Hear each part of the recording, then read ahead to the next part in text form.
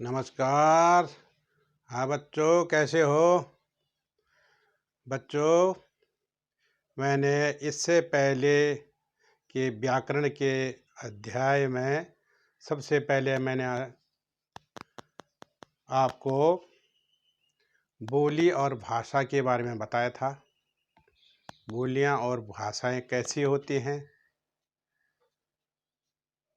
फिर मैंने वर्णों के बारे में बताया था मैंने आपको,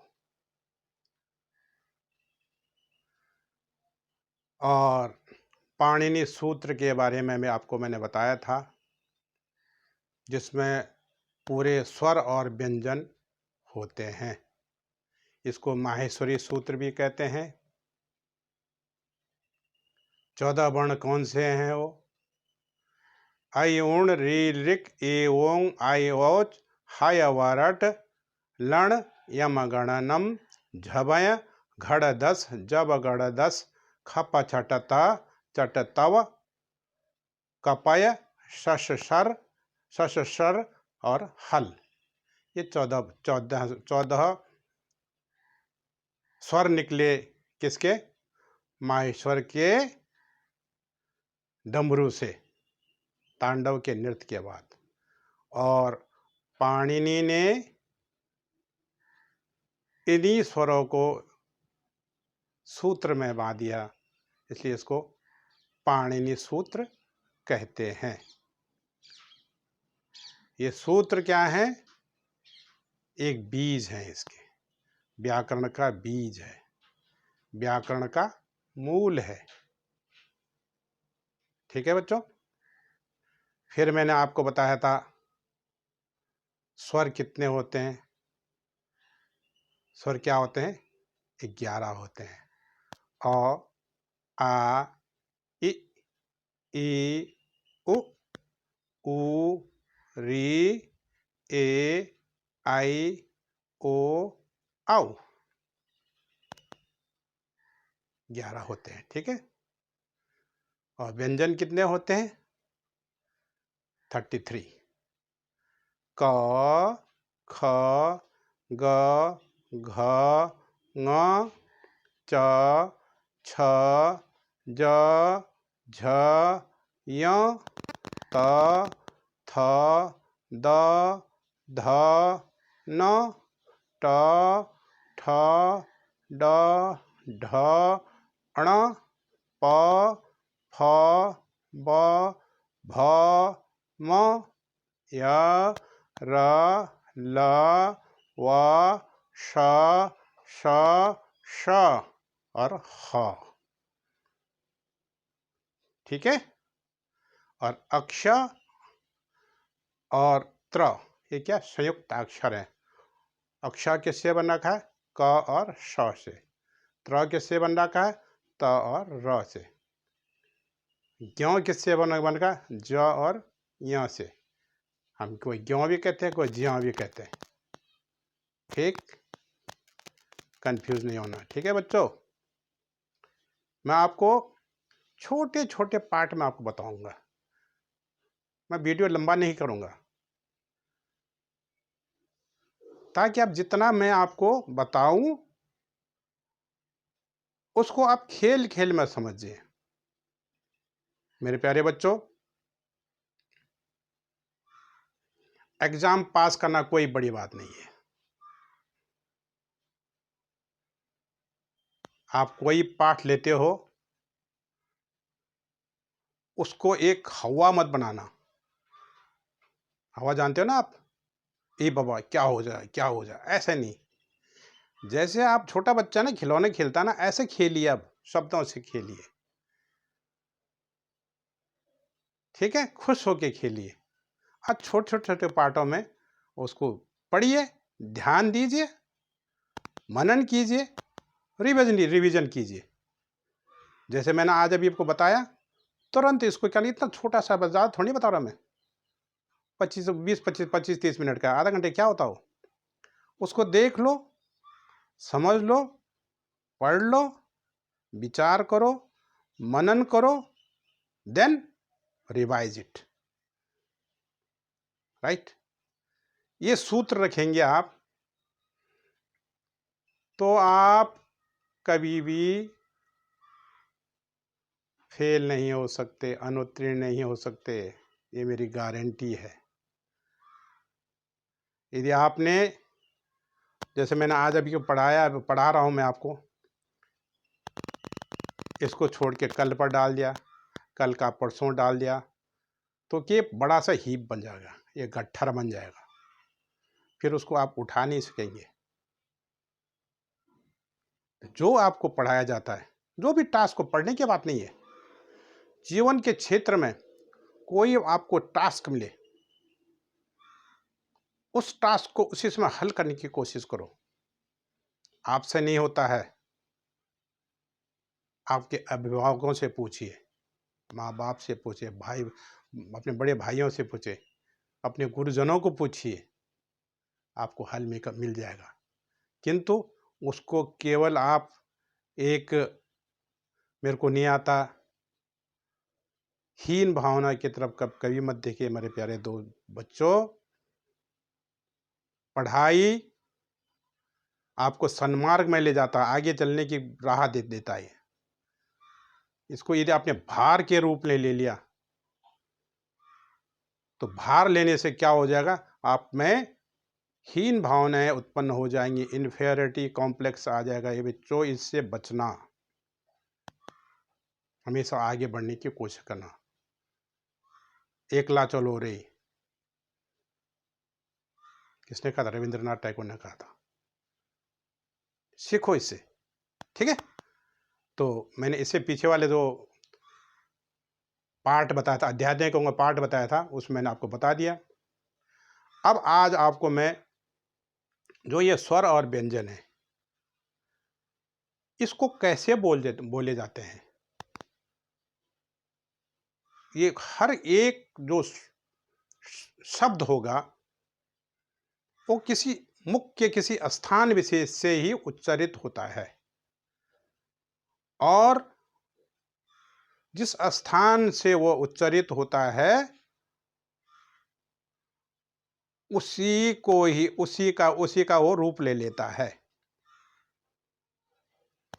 जैसे कंठ है, कंठ से बोलना, तालव्य है, तालु से बोलना, ओष्ठ है, ओठ से बोलना, दांत है, दांत से बोलना। ये क्या है? अब आप कहेंगे दांत क्या मतलब होता है? ये मैं का ये सपोज मुख है, ये आपका ऊपरी जबड़ा है।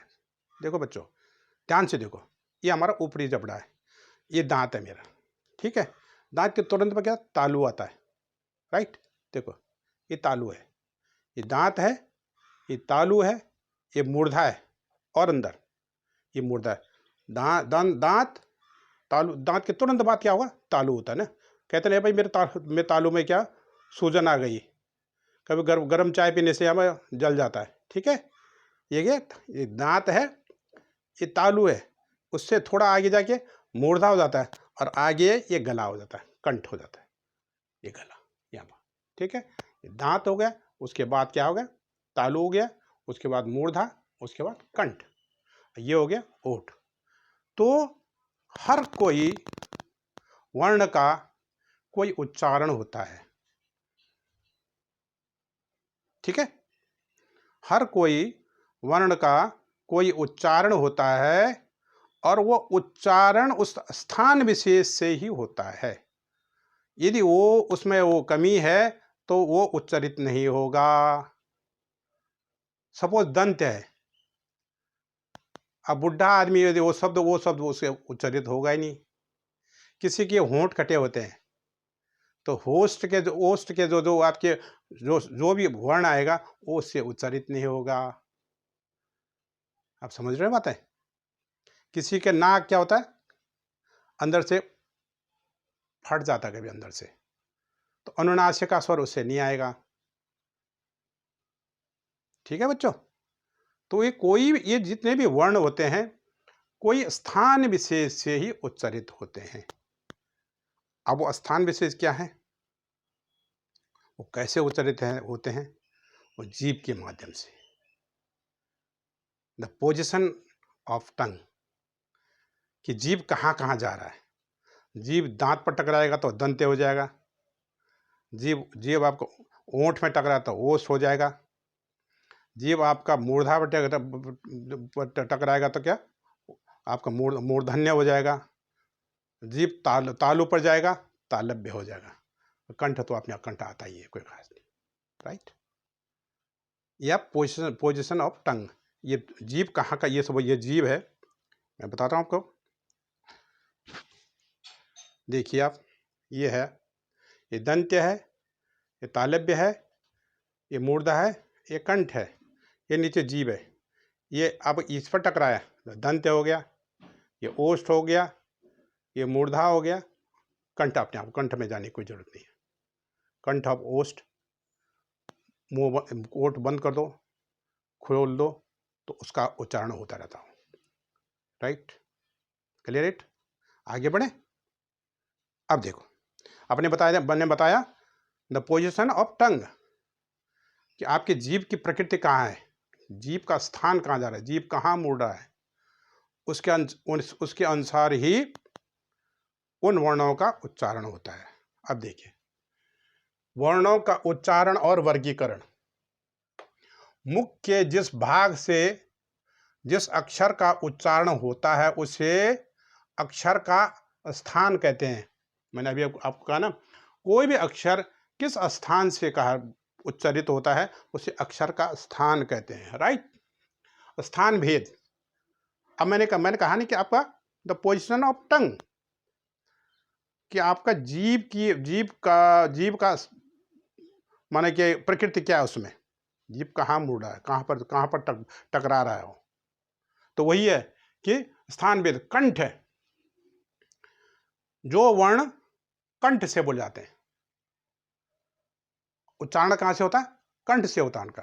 वो कैसे है, कौन कौन है, अ, आ, क, ख, ग, घ, ङ, राइट। क और ह, ठीक है। अ, आ, क, ख, ग, घ, ङ और ह। अब विसर्ग, अह, प्रातः,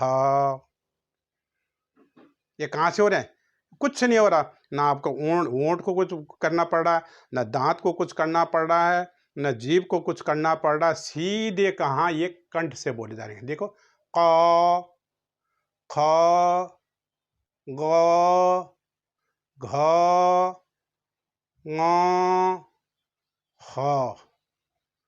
कहाँ से बोले जा रहे हैं, आपके कंठ से बोले, इसको इसलिए उसको कहेंगे कंठ, कहेंगे कंठ, कंठ वर्ण है, ठीक है। आगे बढ़े। दूसरा है तालव्य। जब जीभ तालु पर, ये देखो, ये यहाँ पर आता है, जब जीभ तालु से टकराता रहता है, हर शब्द के लिए तालु पर टकराता है, उसको कहते हैं तालव्य। अब देखिए तालव्य कौन है, ई, ई, आपका जीभ क्या हो रहा है, ये क्या हो रहा है, ई, जीभ आपका ये ऐसा उठ रहा, ई, ई, आपका जीभ क्या बीच से उठ रहा है, राइट, तालु की तरफ जा रहा है। फिर क्या है, च, छ, ज, झ, य। अब देखो च, अब देखो ये जीभ का आगे बाकी क्या हो रहा है, च, छ, ज, देखो ऐसे का टकरा, ये यहाँ पर टकरा, च, छ, ज, झ, य, श। आपका जीभ क्या उठ रहा है, किसकी तरफ उठ रहा है, तालु की तरफ उठ रहा है, इस पर टकराने की कोशिश कर रहा हो, राइट। इसको कहते हैं तालव्य। च, छ, देखो लग रहा है, अब बोलते जाइए, च, देखो तालु पर जाना, छ, ज, झ, य, श। कहाँ जा रहा है वो, तालु में जा रहा है ना, तालु से टकरा, इसलिए उसको क्या कहें, तालव्य कहेंगे।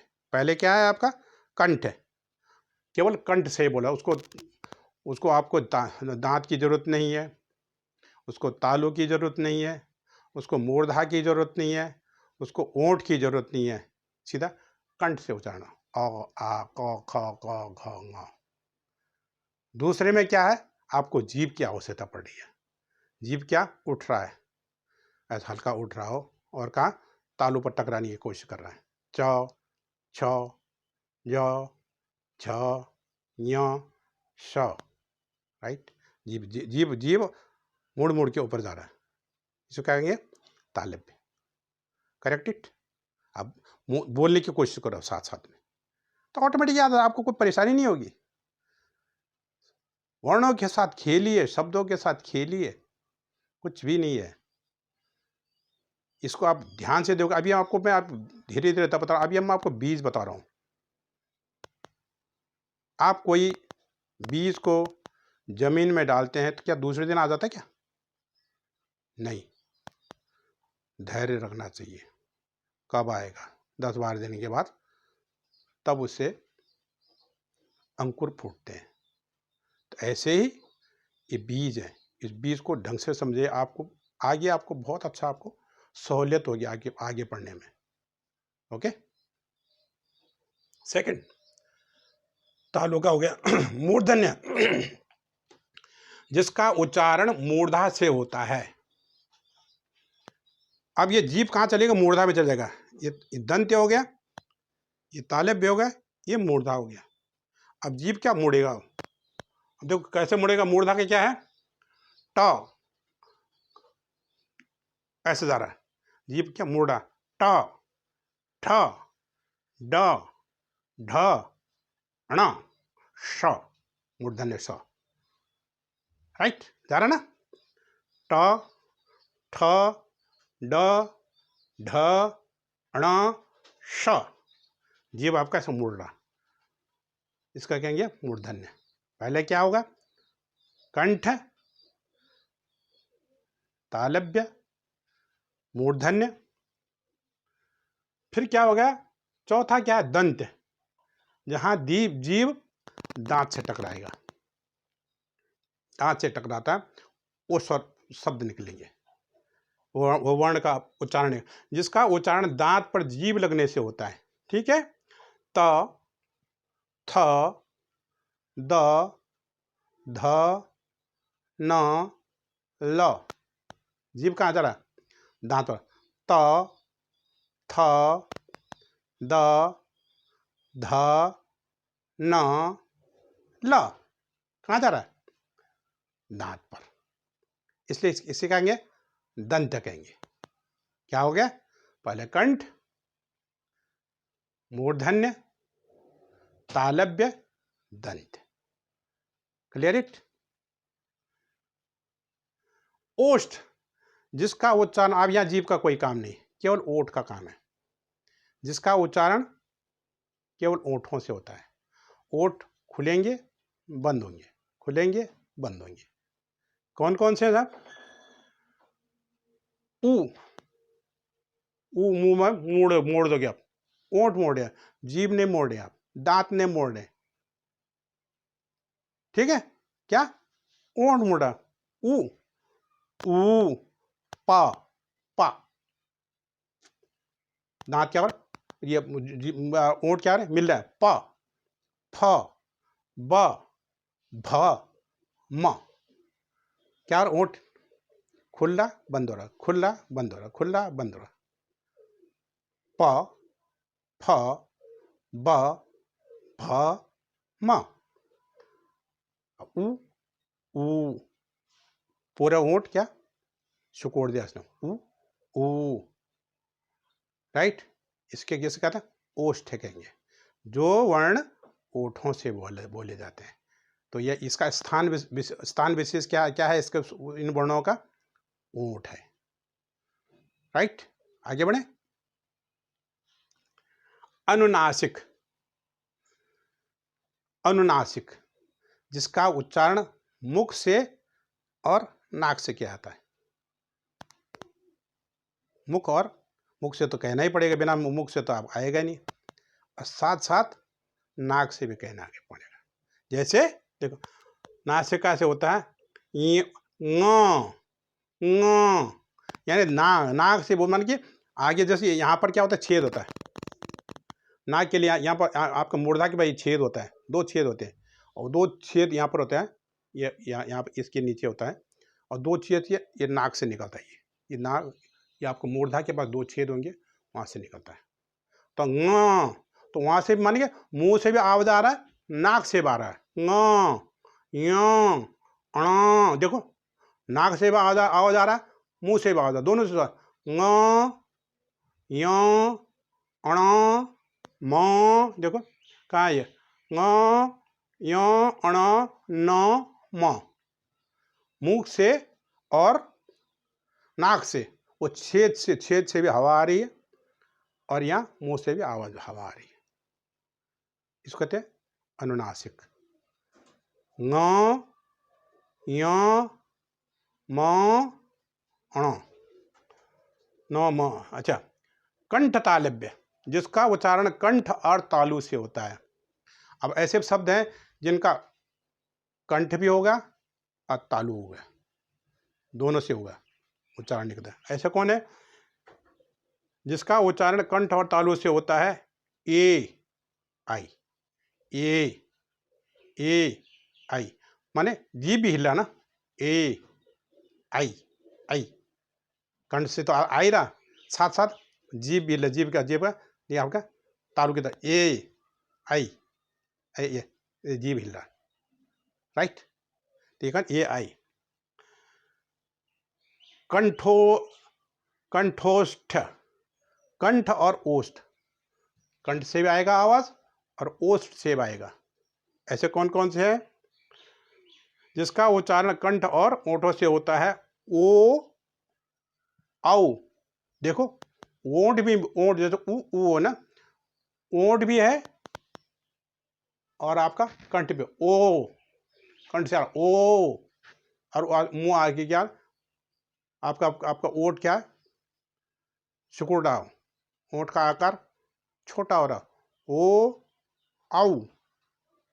ये तो आप ओ कहना चाहे, आप ओठ का मतलब आ रहा नहीं आना, जब तक आप उसको ओठ इसका सहारा नहीं होगा, वो बोले ओ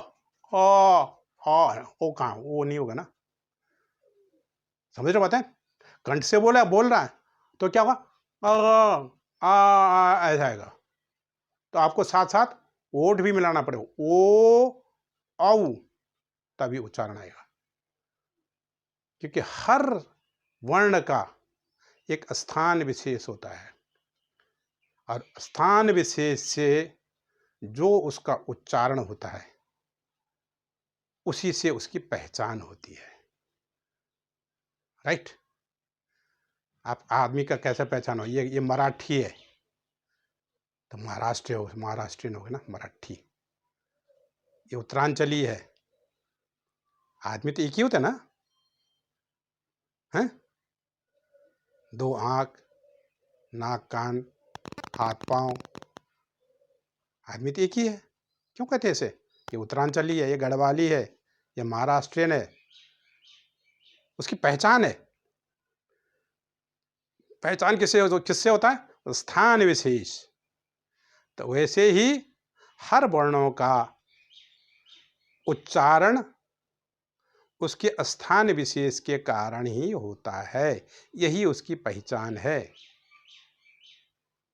ऊ लिखा है और उसको आप गलत समझो, आपका श तो ऊ हो जाएगा, ऊ आपका क्या कहाँ से आ रहा है?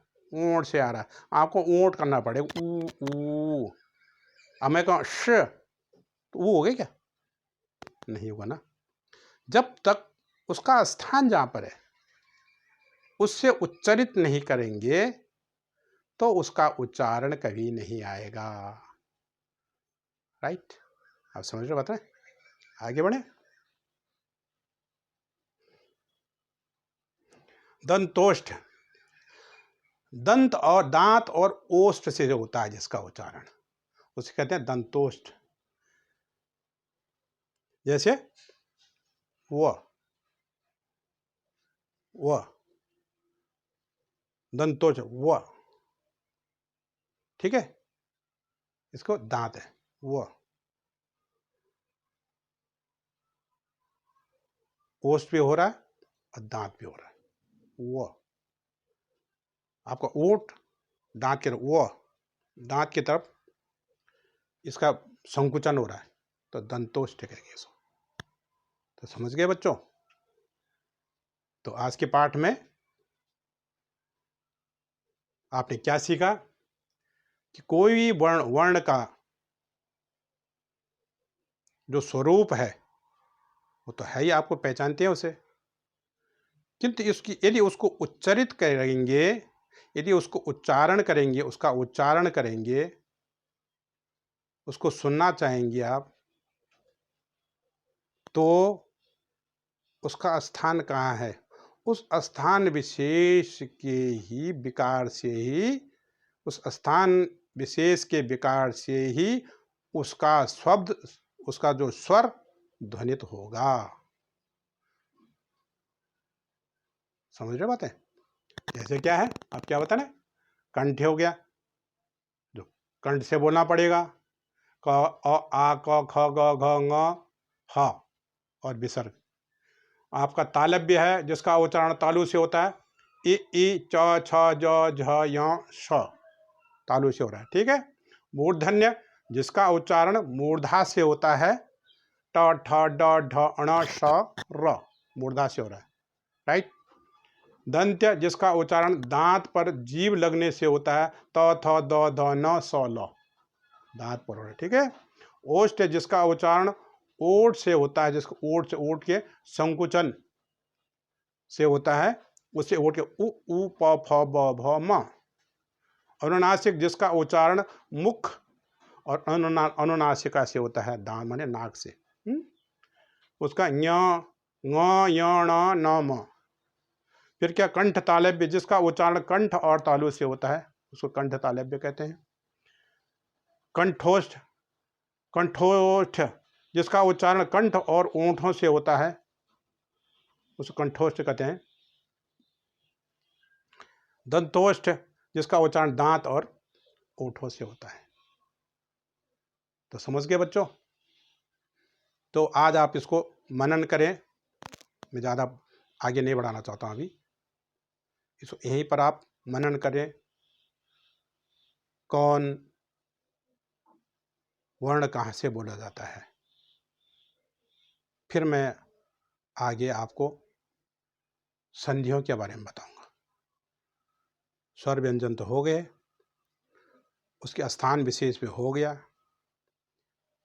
तो अगले पाठ में मैं आपको संधियों के बारे में बताऊंगा।